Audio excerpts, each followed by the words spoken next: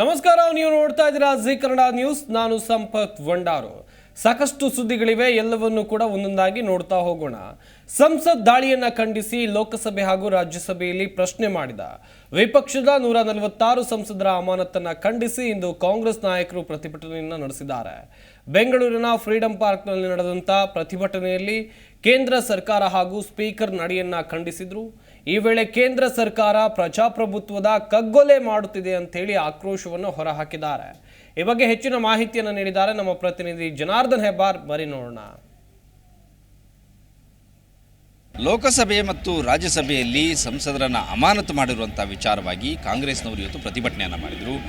Freedom ಪಾರ್ಕ್ನಲ್ಲಿ ಪ್ರತಿಭಟನೆ ನಡೀತಿದ್ರು. D K Shivakumar ಉಪಮುಖ್ಯಮಂತ್ರಿಗಳು ಮತ್ತು ಕೆಪಿಸಿಸಿ ಅಧ್ಯಕ್ಷರು ಕೂಡ ಆಗಿದ್ದರು, ಅವರು ಸಹಿತ ಪ್ರತಿಭಟನೆಗೆ ಬಂದಿದ್ದರು. ಉಗ್ರಪ್ಪ ಸೇರಿದಾಗೆ ಸಾಕಷ್ಟು ಜನ, ಸಚಿವ ರಾಮಲಿಂಗಾರೆಡ್ಡಿ ಎಲ್ಲರೂ ಕೂಡ ಬಂದು ಪ್ರತಿಭಟನೆಯಲ್ಲಿ ಪಾಲ್ಗೊಳ್ತಿದ್ರು. 100 ಜನ ಬಂದು ಪ್ರತಿಭಟನೆಯನ್ನು ಬೆಂಬಲಿಸಿದರು. ಪ್ರಮುಖ ಉದ್ದೇಶ ಏನಂತಂದರೆ, ಸಂಸತ್ನಲ್ಲಿ ಕೆಲ ಯುವಕರು ಒಳಗಡೆ ನುಗ್ಗಿ ಹುಸಿ ಬಾಂಬನ್ನು ಸ್ಫೋಟ ಮಾಡುವಂಥ ಒಂದು ಪ್ರಯತ್ನವನ್ನು ಮಾಡಿದ್ರು. ಆ ವಿಚಾರವಾಗಿ ಪ್ರಶ್ನೆ ಮಾಡೋದಕ್ಕೆ ನಾವು ಹೋದಾಗ ಅದಕ್ಕೆ ಉತ್ತರವನ್ನು ಕೊಡಲಿಕ್ಕೆ ಸಾಧ್ಯವಾಗದೆ BJP ಇವತ್ತು ಸಂಸದರನ್ನು ಅಮಾನತು ಮಾಡಿದೆ. ಇದು ಸ್ವತಂತ್ರ ಬಂದ ನಂತರದ ಇತಿಹಾಸದಲ್ಲಿ ಪ್ರಥಮ ಬಾರಿಗೆ ಇಂಥ ಘಟನೆ ನಡೆದಿದೆ. ಇಷ್ಟೊಂದು ಜನ ಸಂಸದರನ್ನು ಅಮಾನತು ಮಾಡಿದ್ದಾರೆ. ಸರ್ವಾಧಿಕಾರಿ ಧೋರಣೆ ನಡೀತಾ ಇದೆ. BJP ತನ್ನ ಸರ್ವಾಧಿಕಾರವನ್ನು ತೋರಿಸ್ತಾ ಇದೆ. ಆ ಕಾರಣಕ್ಕಾಗಿ ಇಷ್ಟೆಲ್ಲ ನಡೀತಾ ಇದೆ. BJP ಏನಿದ್ರು ಕೂಡ ತಾನು ಹೇಳಿದ್ದಂದೇ ಸತ್ಯ ಅಂತ ಹೇಳ್ತಾ ಇದೆ. ಪ್ರತಿದಿನ ಸುಳ್ಳು ಹೇಳ್ಕೊಂಡೇ ಇವರು ಕಾಲ ಕಳೀತಾ ಇದ್ದಾರೆ. ಹಿಟ್ಲರ್ ಮಾದರಿಯಲ್ಲಿ ಅಧಿಕಾರವನ್ನು ನಡೆಸ್ತಾ ಇದ್ದಾರೆ. ಇದನ್ನು ನಾವು ಖಂಡಿಸ್ತೀವಿ ಅಂತೇಳಿ ಕಾಂಗ್ರೆಸ್ನವರು ಇವತ್ತು ಪ್ರತಿಭಟನೆಯನ್ನು ಮಾಡಿದ್ದಾರೆ. ನಾವು ನೋಡ್ಬೋದು, ಇಲ್ಲಿ ಇದೇ ಜಾಗದಲ್ಲಿ ಪ್ರತಿಭಟನೆ ನಡೆದಿತ್ತು. ಸಾಕಷ್ಟು ಜನ ಬಂದು ಪ್ರತಿಭಟನೆಯಲ್ಲಿ ಕೂಡ ಪಾಲ್ಗೊಂಡರು. ಎಲ್ಲರೂ ಕೂಡ ಒಂದು ಒತ್ತಾಯವನ್ನು ಮಾಡಿದರು. BJPಯ ಈ ಒಂದು ನಿರ್ಧಾರವನ್ನು ಖಂಡಿಸಿದರು. ತಕ್ಷಣ ಇದಕ್ಕೆ ಸರ್ಕಾರ ಉತ್ತರವನ್ನು ಕೊಡಬೇಕು.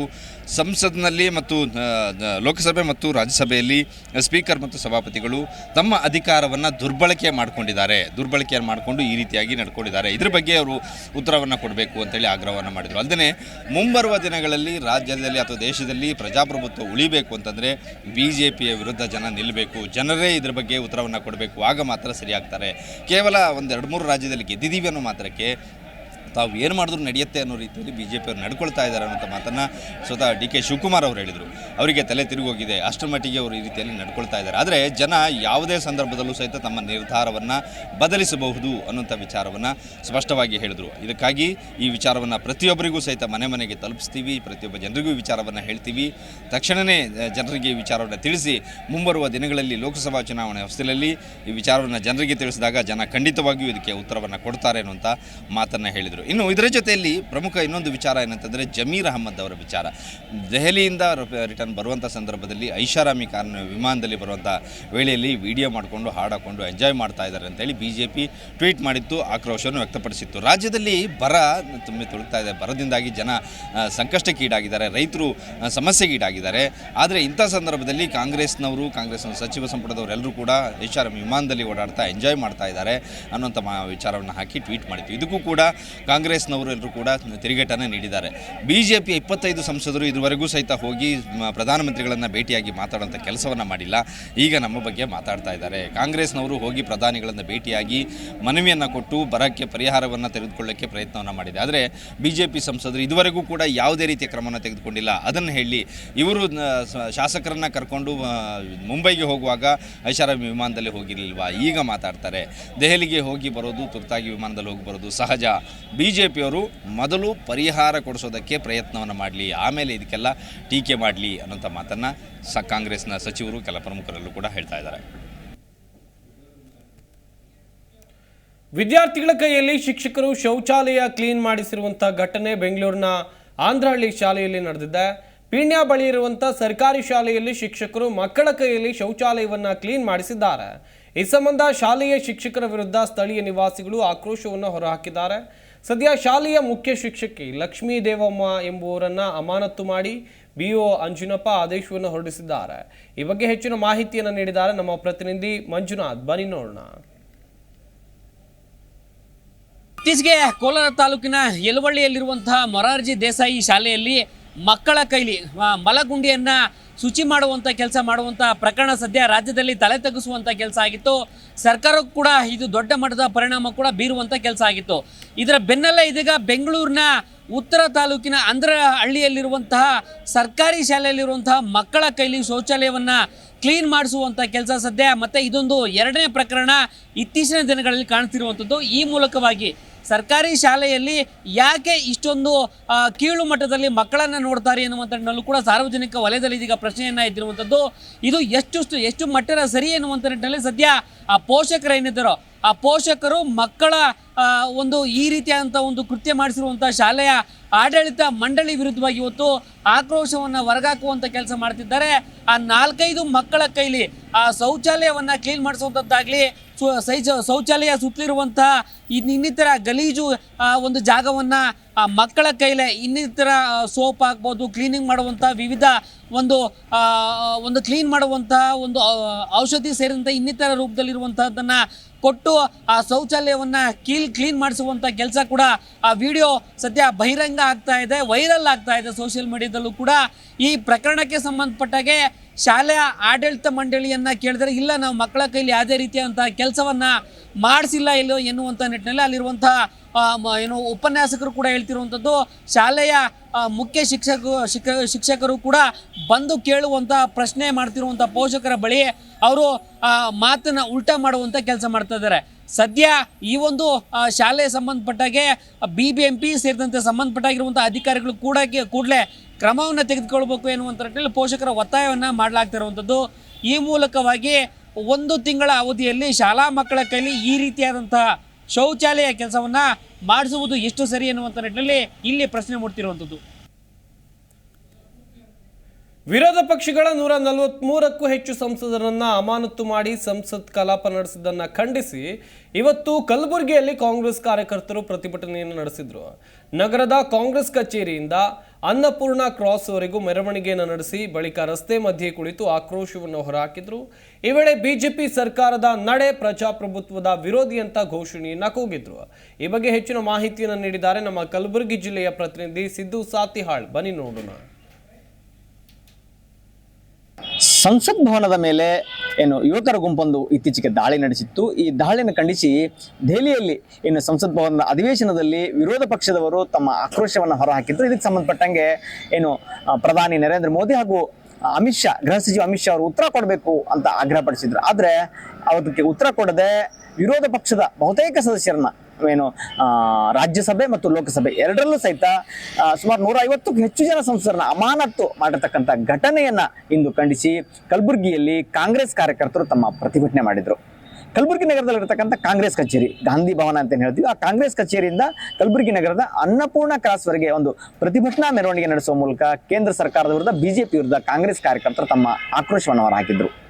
ಈ ಸಂದರ್ಭದಲ್ಲಿ ಘೋಷಣೆ ಕೊಡುವಂತ ಕಾಂಗ್ರೆಸ್ ಕಾರ್ಯಕರ್ತರು ಪ್ರಧಾನಿ ನರೇಂದ್ರ ಮೋದಿ ಅವರನ್ನ ಹಿಟ್ಲರ್ಗೆ ಹೋಲಿಸಿದ್ರೆ, ಅದೇ ರೀತಿ ಕೇಂದ್ರ ಗೃಹ ಸಚಿವ ಅಮಿತ್ ಶಾ ಅವರಿಗೆ ಶರಂ ಕರೋ ಅಂತ ಹೇಳೋ ಮೂಲಕ ಸದನದಲ್ಲಿ ಉತ್ತರ ಕೊಡಬೇಕು, ಅದ್ರ ಜೊತೆ ಸಂಸದರ ಅಮಾನತು ಮಾಡಿರ್ತಕ್ಕಂಥ ಘಟನೆ ತೀವ್ರವಾಗಿ ಖಂಡಿಸಿದ್ರು. ಅದ್ರ ಜೊತೆ ಅನ್ನಪೂರ್ಣ ಕ್ರಾಸ್ನಲ್ಲಿ ರಸ್ತೆ ಮೇಲೆ ಕೂಡುವ ಮೂಲಕ ಕಾಂಗ್ರೆಸ್ ಪಕ್ಷದ ಕಾರ್ಯಕರ್ತರು ಕೇಂದ್ರ ಸರ್ಕಾರದ ವಿರುದ್ಧ ಮತ್ತು ಬಿಜೆಪಿ ವಿರುದ್ಧ ತಮ್ಮ ಆಕ್ರೋಶವನ್ನ ಹೊರಹಾಕಿದ್ರು. ಅದ್ರ ಜೊತೆ ಪ್ರಮುಖವಾಗಿ ಕೇಂದ್ರದಲ್ಲಿ ಆಡಳಿತ ಬಂದಂತ ಬಿಜೆಪಿ ಸರ್ಕಾರ ಪ್ರಜಾಪ್ರಭುತ್ವದ ಕಗ್ಗೊಲೆ ಮಾಡ್ತಿದೆ, ಸಂಸದರನ್ನ ಅಮಾನತು ಮಾಡುವ ಮೂಲಕ ಪ್ರಜಾಪ್ರಭುತ್ವದ ಕಗ್ಗೊಲೆ ಮಾಡ್ತಿದೆ ಅಂತಕ್ಕಂಥ ಒಂದು ಆಕ್ರೋಶವನ್ನು ಸಹಿತ ಅವರು ಹೊರಹಾಕಿದ್ರು. Siddu Satyal, Zee Kannada news, Kalaburagi. ಸತತ 3 ತಿಂಗಳ ವಿದ್ಯುತ್ ಬಿಲ್ ಪಾವತಿಸಿದವರ ವಿರುದ್ಧ ವಿದ್ಯುತ್ ಪರವಾನಗಿ ರದ್ದು ಮಾಡುವಂತೆ ಬೆಸ್ಕಾಂ ಹೊರಡಿಸಿರುವ ಆದೇಶದ ವಿರುದ್ಧ ಚಿಕ್ಕೋಡಿಯಲ್ಲಿ ನೇಕಾರರು ಪ್ರತಿಭಟನೆಯನ್ನು ನಡೆಸಿದ್ದಾರೆ. ಇನ್ನೊಂದೆಡೆ ಸಂಸತ್ನಲ್ಲಿ 144 ಸಂಸದರನ್ನ ಅಮಾನತು ಮಾಡಿದ ಹಿನ್ನೆಲೆಯಲ್ಲಿ ಕಾಂಗ್ರೆಸ್ ಮುಖಂಡರು ಕೇಂದ್ರ ಸರ್ಕಾರದ ವಿರುದ್ಧ ಪಟ್ಟಣದಲ್ಲಿ ಆಕ್ರೋಶವನ್ನು ವ್ಯಕ್ತಪಡಿಸಿದರು. ಈ ಕುರಿತು ಇನ್ನಷ್ಟು ಮಾಹಿತಿಯನ್ನು ನೀಡಿದ್ದಾರೆ ನಮ್ಮ ಚಿಕ್ಕೋಡಿಯ ಪ್ರತಿನಿಧಿ ಶಿವರಾಜ್ ನೇಸರಗಿ. ಬನ್ನಿ ನೋಡೋಣ. ನೋಟ್ ಬ್ಯಾನ್ ಮತ್ತು GST ಹೊರೆ ಮತ್ತು ಕಳೆದ 3 ವರ್ಷಗಳಿಂದ ಕೊರೋನಾ ಕಾಟದಿಂದ ನೇಕಾರರ ಬದುಕು ದುಸ್ಥಿತಿಯಾಗಿದೆ. ಇದರ ಮಧ್ಯೆಯೇ ವಿದ್ಯುತ್ ಇಲಾಖೆ ನೇಕಾರರ ಗಾಯದ ಮೇಲೆ ಮತ್ತೊಮ್ಮೆ ಬರೆಯೊಳಕ್ಕೆ ಮುಂದಾಗಿದೆ ಎಂದು ಇವತ್ತು ಆಕ್ರೋಶಗೊಂಡು ನೇಕಾರರು ಚಿಕ್ಕೋಡಿ ಉಪವಿಭಾಗದ ಕಚೇರಿ ಎದುರುಗಡೆಯೇ ದಿಢೀರ್ನೆ ಪ್ರತಿಭಟನೆ ನಡೆಸಿ ಸರ್ಕಾರ ವಿರುದ್ಧ ಘೋಷಣೆಯನ್ನು ಕೂಗಿದ್ರು. ಏನು ಇತ್ತೀಚೆಗೆ ಅಷ್ಟೇ ವಿದ್ಯುತ್ ಇಲಾಖೆಯಿಂದ ಯಾರು ನೇಕಾರರು 3 ತಿಂಗಳಿನಿಂದ ವಿದ್ಯುತ್ ಪಾವತಿಸುತ್ತಿಲ್ಲ ಅವರ ವಿದ್ಯುತ್ ಸಂಪರ್ಕವನ್ನು ಕಡಿತ ಮಾಡುವಂತೆ ಆದೇಶ ಹೊರಡಿಸಿರುವ ಹಿನ್ನೆಲೆಯಲ್ಲಿ ಇವತ್ತು ನೇಕಾರರು ನೂರಾರು ಸಂಖ್ಯೆಯಲ್ಲಿ ಚಿಕ್ಕೋಡಿ ಉಪವಿಭಾಗದ ಕಚೇರಿಯ ಮುಂಭಾಗದಲ್ಲಿ ರಾಜ್ಯ ಸರ್ಕಾರ ವಿರುದ್ಧ ಘೋಷಣೆ ಕೂಗಿ ಆಕ್ರೋಶವನ್ನು ಹೊರಹಾಕಿದರು. ಚಿಕ್ಕೋಡಿ ಶೈಕ್ಷಣಿಕ ಜಿಲ್ಲೆಯಾದ್ಯಂತ ಸರಿಸುಮಾರು 5,000ಕ್ಕೂ ಹೆಚ್ಚು ಕುಟುಂಬಗಳು ನೇಕಾರರ ಉದ್ಯೋಗವನ್ನೇ ಅವಲಂಬಿಸಿಕೊಂಡು ಸದ್ಯ ನೇಕಾರಿಕೆಯನ್ನು ಮಾಡುತ್ತಾರೆ. ಆದರೆ ರಾಜ್ಯ ಕಾಂಗ್ರೆಸ್ ಸರ್ಕಾರ ನೇಕಾರರಿಗೆ ಉಚಿತ ವಿದ್ಯುತ್ ನೀಡುತ್ತೇವೆ ಎಂದು ಭರವಸೆ ನೀಡಿತ್ತು. ಇದುವರೆಗೆ ಅದು ಈಡೇರಿಕೆಯಾಗಿಲ್ಲ ಮತ್ತು ಉಚಿತ ನೀಡುತ್ತೇವೆ ಎಂದು ಹೇಳಿ ಅಂದರೆ 2 ಪಟ್ಟು ಹೆಚ್ಚು ಇವರು ನೇಕಾರರಿಂದ ಹಣ ವಸೂಲಿ ಮಾಡುತ್ತಿದ್ದಾರೆಂದು ಆರೋಪಿಸಿ ಇವತ್ತು ಪ್ರತಿಭಟನೆಯಲ್ಲಿ ರಾಜ್ಯ ಸರ್ಕಾರ ವಿರುದ್ಧ ಆಕ್ರೋಶವನ್ನು ವ್ಯಕ್ತಪಡಿಸಿದರು. ಚಿಕ್ಕೋಡಿ ಉಪವಿಭಾಗದ ಕಚೇರಿ ಆವರಣ ಮುಂದೆ ಇವತ್ತು ವಿದ್ಯುತ್ ಮೋಟಾರ್ಗಳ ಫ್ಯೂಸ್ಗಳನ್ನು ತೆಗೆದಿಟ್ಟುಕೊಂಡು ಬಂದು ವಿನೂತನವಾಗಿ ಪ್ರತಿಭಟನೆ ನಡೆಸಿದರು. ನಮಗೆ ಸರ್ಕಾರ ಗಾಯದ ಮೇಲೆ ಬರೆ ಎಳಕ್ಕೆ ಮುಂದಾಗುತ್ತಿದೆ, ಇದನ್ನು ಹಿಂಪಡೆಯಬೇಕು ಮತ್ತು ತುರ್ತಾಗಿ 10 HP ಅವರಿಗೆ ಉಚಿತವಾಗಿ ವಿದ್ಯುತ್ ನೀಡಬೇಕೆಂದು ಕೂಡ ಆಗ್ರಹಿಸಿದರು. ಮತ್ತು ಸದನದಲ್ಲೂ ಕೂಡ ಮುಖ್ಯಮಂತ್ರಿಗಳು ಹಲವಾರು ಬಾರಿ ಭರವಸೆಯನ್ನು ನೀಡಿದ್ದಾರೆ. ಆದರೆ ನಮಗೆ ಇದುವರೆಗೆ ಯಾವುದೇ ರೀತಿಯಾದ ಸರ್ಕಾರದಿಂದ ನಿರ್ದೇಶನ ಬಂದಿಲ್ಲ ಮತ್ತು ವಿದ್ಯುತ್ ಇಲಾಖೆ ತಕ್ಷಣದಿಂದಲೇ ಈ ವಿದ್ಯುತ್ ಕಡಿತ ಆದೇಶ ಹೊರಡಿಸಿದಲ್ಲ ಅದನ್ನು ಹಿಂಪಡೆಯಬೇಕು. ಮೊದಲೇ ನಾವು ಆರ್ಥಿಕ ಸಂಕಷ್ಟದಲ್ಲಿ ಸಿಲುಕಿಕೊಂಡು ನಮ್ಮ ಸ್ಥಿತಿ ಅತಂತ್ರವಾಗಿದೆ. ಇದರ ಮಧ್ಯೆ ಸರ್ಕಾರದ ಈ ಆದೇಶ ನಾವು ಖಂಡನೆ ವ್ಯಕ್ತಪಡಿಸುತ್ತೇವೆ ಎಂದು ತೀವ್ರವಾಗಿ ಆಕ್ರೋಶವನ್ನು ಹೊರಹಾಕಿದರು. ಮತ್ತು ಇಲ್ಲಿ ಈಗಾಗಲೇ GST ಮತ್ತು ಬೆಲೆ ಏರಿಕೆ, ಡೀಸೆಲ್ ಬೆಲೆ ಮತ್ತು ಗ್ಯಾಸ್ನ ದಿನಬಳಕೆ ವಸ್ತುಗಳಿಂದ ನೇಕಾರರ ಬದುಕು ಸದ್ಯ ಒಂದು ರೀತಿ ಅಯೋಮಯ ರೀತಿಯಲ್ಲಿ ಸಾಗಿದೆ ಮತ್ತು ಸರ್ಕಾರದಿಂದ ಹಲವಾರು ಯೋಜನೆಗಳು ಇದ್ದರೂ ಕೂಡ ಅದು ನೇಕಾರರಿಗೆ ತಲುಪ್ತಾ ಇಲ್ಲ. ಸರ್ಕಾರ ಈ ನಿಟ್ಟಿನಲ್ಲಿ ಕಠಿಣ ಕ್ರಮಗಳನ್ನು ಕೈಗೊಳ್ಳಬೇಕು ಮತ್ತು ತುರ್ತಾಗಿ ನೇಕಾರರಿಗೆ 10 HP ಅವರಿಗೆ ಉಚಿತವಾಗಿ ವಿದ್ಯುತ್ ನೀಡಬೇಕೆಂದು ಕೂಡ ಆಗ್ರಹಿಸು. ಸದ್ಯ ಈಗ ನೇಕಾರರು ರಾಜ್ಯ ಸರ್ಕಾರ ವಿರುದ್ಧ ರಾಜ್ಯಾದ್ಯಂತ ಪ್ರತಿಭಟನೆಯನ್ನು ಇಳಿದಿದ್ದಾರೆ. ಒಟ್ಟಾರೆಯಾಗಿ ರಾಜ್ಯ ಸರ್ಕಾರ ನೇಕಾರರಿಗೆ ಯಾವ ರೀತಿ ನ್ಯಾಯವನ್ನು ಒದಗಿಸಿಕೊಡುತ್ತದೆ ಎಂದೂ ಇಲ್ಲಿ ಕಾದು ನೋಡಬೇಕಾಗಿದೆ. ಮತ್ತೊಂದೆಡೆಯೂ ಕೂಡ ಲೋಕಸಭೆಯಲ್ಲಿ ಭದ್ರತಾ ಲೋಪವನ್ನು ಖಂಡಿಸಿ ಸದ್ಯ ಈಗ 144 ಸಂಸದರು ಕೂಡ ಅಮಾನತು ಆಗಿದ್ದಾರೆ. ಇದನ್ನೇ ಖಂಡಿಸಿ ಇವತ್ತು ಚಿಕ್ಕೋಡಿ ಶೈಕ್ಷಣಿಕ ಜಿಲ್ಲೆಯಾದ್ಯಂತ ಕಾಂಗ್ರೆಸ್ ಮುಖಂಡರು ತೀವ್ರವಾಗಿ ಖಂಡನೆ ವ್ಯಕ್ತಪಡಿಸಿದರು. ಚಿಕ್ಕೋಡಿ ಬಸವೇಶ್ವರ ವೃತ್ತದಲ್ಲಿ ಮಾನವ ಸರಪಳಿ ನಿರ್ಮಿಸಿ ಸದ್ಯ ಈಗ ಕೇಂದ್ರ ಸರ್ಕಾರದ ವಿರುದ್ಧ ಆಕ್ರೋಶವನ್ನು ಹೊರಹಾಕಿದರು. ಸರ್ವಾಧಿಕಾರನ ಧೋರಣೆ ಮಾಡುತ್ತಿರುವ BJP ಸರ್ಕಾರಕ್ಕೆ ಧಿಕ್ಕಾರವನ್ನು ಕೂಗಿದರು. ಸದ್ಯ ಈಗ ಚಿಕ್ಕೋಡಿ ಭಾಗದ ಕಾಂಗ್ರೆಸ್ ನಾಯಕರು ಪ್ರತಿಭಟನೆಗೆ ಕರೆ ನೀಡಿದರು. ಆದರೆ ನಿರೀಕ್ಷೆ ಮಟ್ಟದ ಕಾಂಗ್ರೆಸ್ ಕಾರ್ಯಕರ್ತರು ಮತ್ತು ಮುಖಂಡರು ಬಾರದೆ ಎನ್ನುವ ಹಿನ್ನೆಲೆಯಲ್ಲಿ ಸದ್ಯ ಈಗ ಲಕ್ಷ್ಮಣರಾವ್ ಚಿಂಗಳೆ ಅವರು ಎಲ್ಲೋ ಒಂದು ಕಡೆ ಮುಖಭಂಗ ಅನುಭವಿಸಿರುವ ಇವತ್ತು ಘಟನೆಯು ಕೂಡ ನಡೆಯಿತು. ನಾನು ಶಿವರಾಜ್ ನೇಸರ್ಗಿ, ಜಿ ಕನ್ನಡ ನ್ಯೂಸ್, ಚಿಕ್ಕೋಡಿ. ರಾಜ್ಯದಲ್ಲಿ ಕೊರೋನಾ ಸೋಂಕಿನ ಪ್ರಕರಣಗಳು ದಿನದಿಂದ ದಿನಕ್ಕೆ ಹೆಚ್ಚಾಗ್ತಾ ಇದೆ. ಈ ಹಿನ್ನೆಲೆಯಲ್ಲಿ ಪಾಲಿಕೆ ಹಾಗೂ ಆರೋಗ್ಯ ಇಲಾಖೆ ಮುನ್ನೆಚ್ಚರಿಕಾ ಕ್ರಮಗಳನ್ನು ತೆಗೆದುಕೊಂಡಿದೆ. ಡಿಸೆಂಬರ್ ಅಂತ್ಯಕ್ಕೆ ಪ್ರತಿ ವಲಯದಲ್ಲೂ ಕೂಡ ಒಂದಷ್ಟು ಹೆಚ್ಚಿನ ಚಿಕಿತ್ಸೆಯನ್ನ ಅಥವಾ ತಪಾಸಣೆಯನ್ನು ನಡೆಸೋಕ್ಕೂ ಕೂಡ ಪಾಲಿಕೆ ಪ್ಲಾನ್ ಅನ್ನು ಹಾಕೊಂಡಿದೆ ಅನ್ನುವಂಥದ್ದು ಸ್ಪಷ್ಟವಾಗಿ ಗೊತ್ತಾಗ್ತಾ ಇದೆ. ಯಾರೆಲ್ಲ ಸೋಂಕಿತರು ಇರ್ತಾರೆ ಅವರಿಗೆ ಟೆಸ್ಟಿಂಗ್ಗೆ ಒಳಪಡಿಸಿ ಸೂಕ್ತವಾದಂಥ ಚಿಕಿತ್ಸೆಯನ್ನು ನೀಡೋಕ್ಕೂ ಕೂಡ ಆರೋಗ್ಯ ಇಲಾಖೆ ಪ್ಲಾನ್ಗಳನ್ನು ಹಾಕೊಂಡಿದೆ. ಈ ಬಗ್ಗೆ ಹೆಚ್ಚಿನ ಮಾಹಿತಿಯನ್ನು ಕೊಟ್ಟಿದ್ದಾರೆ ನಮ್ಮ ಪ್ರತಿನಿಧಿ ಭವ್ಯ. ಬನ್ನಿ ನೋಡೋಣ. ರಾಜ್ಯದಲ್ಲಿ ಕೊರೋನಾ ಸೋಂಕು ಹೆಚ್ಚುತ್ತಿರುವ ಹಿನ್ನೆಲೆಯಲ್ಲಿ ಸಿಲಿಕಾನ್ ಸಿಟಿಯಲ್ಲಿ ಕೂಡ ಪಾಲಿಕೆ ಅಧಿಕಾರಿಗಳು ಹಾಗೆಯೇ ಆರೋಗ್ಯ ಇಲಾಖೆ ಅಧಿಕಾರಿಗಳು ಈಗಾಗಲೇ ಅಲರ್ಟ್ ಆಗಿದ್ದಾರೆ. ಎಂದು ಕೂಡ ಸಿಲಿಕಾನ್ ಸಿಟಿಯಲ್ಲಿ ಬಹುತೇಕ ಕಡೆಗಳಲ್ಲಿ ಕೊರೋನಾ ಟೆಸ್ಟ್ ಅನ್ನು ಮಾಡ್ತಾ ಇರುವಂತದ್ದು BBMPನ ವಾರ್ಡ್ ಮಟ್ಟ ಆಗಿರ್ಬೋದು, ಹಾಗೆಯೇ ಸರ್ಕಾರಿ ಆಸ್ಪತ್ರೆಗಳಲ್ಲಿ ಈಗಾಗಲೇ ಕೋವಿಡ್ ಟೆಸ್ಟ್ಗಳನ್ನು ಮಾಡಲಾಗ್ತಿದೆ. ಅಂದರೆ ಈಗಾಗಲೇ ಕೊರೋನಾ ಸುಮಾರು 105ಕ್ಕೂ ಹೆಚ್ಚು ಸಕ್ರಿಯ ಪ್ರಕರಣಗಳು ಇವತ್ತುವರೆಗೆ ಇರುವಂಥದ್ದು. ಸೊ ಬಹಳಷ್ಟು ಆಕ್ಟಿವ್ ಕೇಸ್ಗಳು ಆಗದ ರೀತಿ ಯಾವ ರೀತಿ ತಡೆಗಟ್ಟಬಹುದು, ಯಾವ ರೀತಿ ಮುನ್ನೆಚ್ಚರಿಕೆ ಕ್ರಮಗಳನ್ನು ಕೈಗೊಳ್ಳಬಹುದು ಅನ್ನೋದಕ್ಕೆ ನಿನ್ನೆ CM ಅಲ್ಲಿ ಕೂಡ ಸಭೆ ಆಗಿತ್ತು. ಸೊ ಈ ಸಭೆಯಲ್ಲಿ ಯಾರೂ ಕೂಡ ಪ್ಯಾನಿಕ್ ಆಗದ ರೀತಿ ಮುಂಜಾಗ್ರತಾ ಕ್ರಮವನ್ನು ಅಂದರೆ 2 ವರ್ಷಗಳ ಹಿಂದೆ ಆದಂತಹ ಘಟನೆಗಳು ಮತ್ತೆ ಮರುಕಳಿಸಬಾರ್ದು ಅನ್ನೋ ನಿಟ್ಟಿನಲ್ಲಿ ಯಾವ ರೀತಿ ಮುಂಜಾಗ್ರತಾ ಕ್ರಮವನ್ನು ಕೈಗೊಳ್ಳಬಹುದು ಅನ್ನೋ ನಿಟ್ಟಿನಲ್ಲಿ ಈಗಾಗಲೇ ಅಧಿಕಾರಿಗಳಿಗೆ ಸೂಚನೆ ಕೊಟ್ಟಿದ್ರು.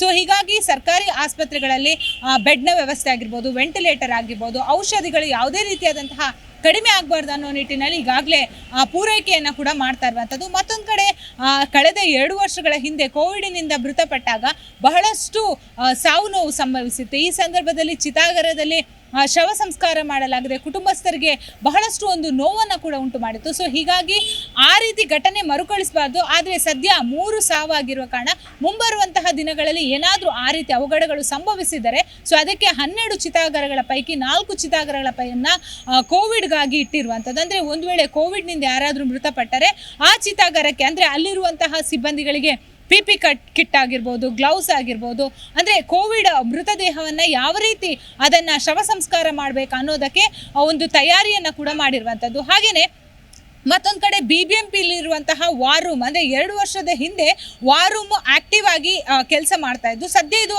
ಕಂಟ್ರೋಲ್ ರೂಮ್ ಆಗಿ ಕೆಲಸ ಮಾಡ್ತಾ ಇರುವಂಥದ್ದು. ಒಂದು ವೇಳೆ ಕೊರೋನಾ ಸಂಖ್ಯೆ ಹೆಚ್ಚಾದರೆ ಯಾವ ರೀತಿ ಅದನ್ನು ವಾರ್ ರೂಮ್ ಆಗಿ ಪರಿವರ್ತಿಸಬಹುದು ಅನ್ನೋದಕ್ಕೆ ಈಗಾಗಲೇ ಅಧಿಕಾರಿಗಳು ಚರ್ಚೆ ಕೂಡ ಮಾಡ್ತಾ ಇರುವಂಥದ್ದು. ಪ್ರಮುಖವಾಗಿ ಜನಸಾಮಾನ್ಯರು ಆದಷ್ಟು ಮಾಸ್ಕ್ ಹಾಕಿಕೊಂಡು ಜನಸಂದಣಿ ಇರುವ ಪ್ರದೇಶಗಳಲ್ಲಿ ಅಂತರ ಕಾಯ್ಕೊಂಡು ಯಾರು ಕೂಡ ರಸ್ತೆಗಳಲ್ಲಿ ಉಗುಳದೆ, ಯಾಕಂದರೆ ಕೊರೋನಾವನ್ನು ನಾವೇ ತಡೆಗಟ್ಟಬಹುದು. ಯಾಕಂದರೆ ನಾವು ಯಾವ ರೀತಿ ಜಾಗೃತಿ ವಹಿಸ್ತೀವಿ ಅದರ ಮೇಲೆ ಕೊರೋನಾ ಸೋಂಕಿನ ಸಂಖ್ಯೆ ಕೂಡ ಕಡಿಮೆ ಆಗುತ್ತೆ.